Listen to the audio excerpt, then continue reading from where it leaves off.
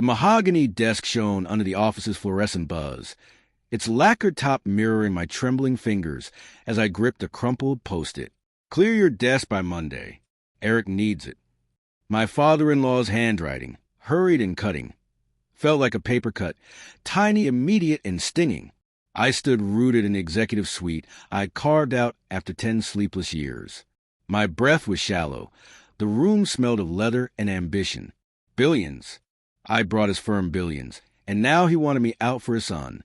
The place was quiet except for the faint clack of keyboards from the open floor below.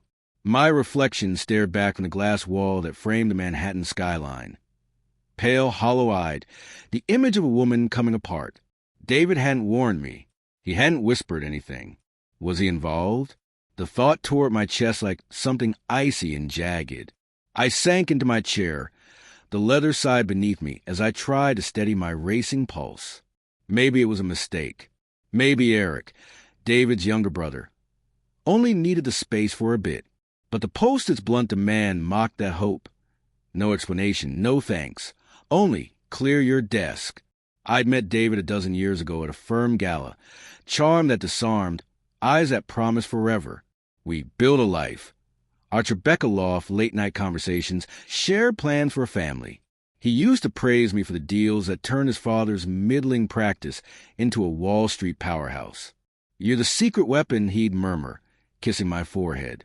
Lately, though, his kisses felt hurried, his gaze elsewhere. I blamed stress, his father's health scare, the firm's expansion.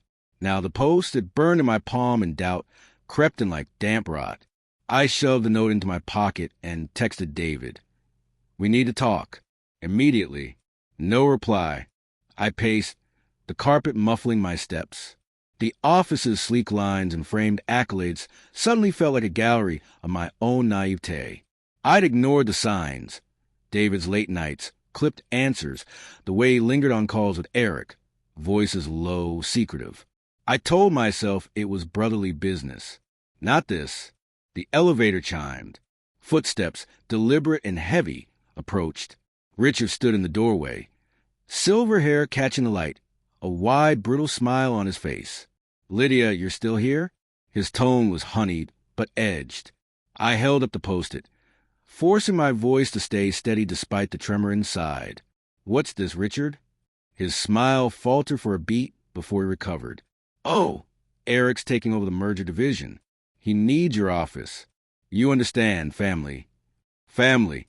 The word landed like salt. I was family, wasn't I? I'd married into this, poured sweat into it, built it. And now where was I supposed to go? My voice cracked.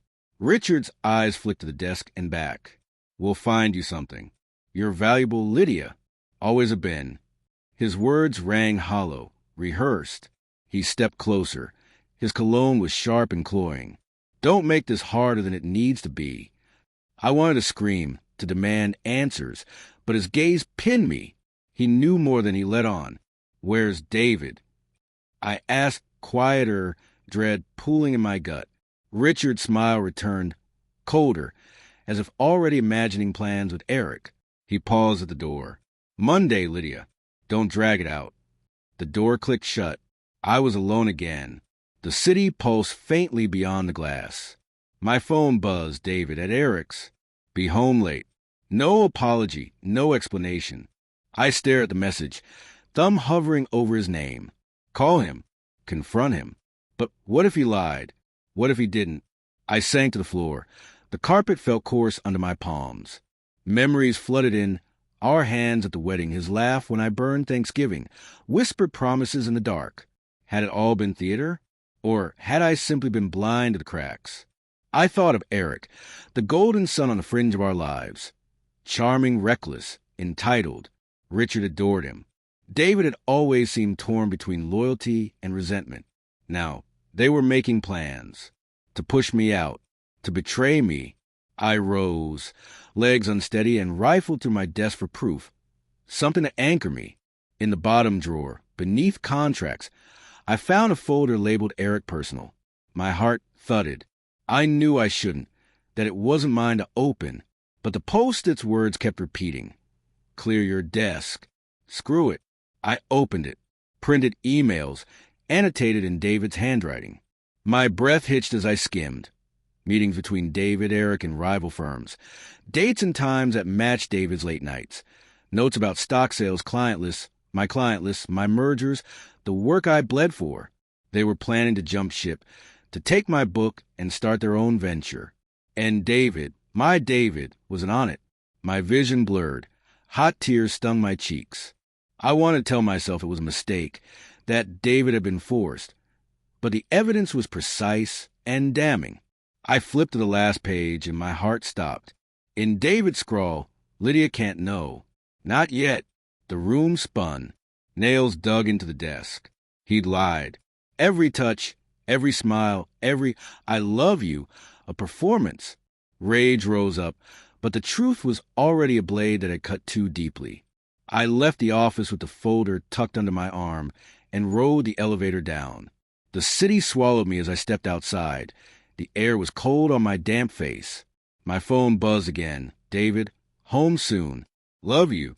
I stared at the words, thumb trembling. I could pretend ignorance and keep my life intact, or I could fight, expose them, and risk everything. My marriage, my career, my family. I hailed a cab, the folder heavy in my lap. The driver's radio played a love song, low and pointless.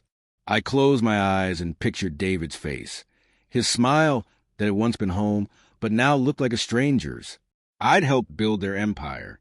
They'd built a lie. I wasn't finished. Back at the loft, I poured wine hand steady.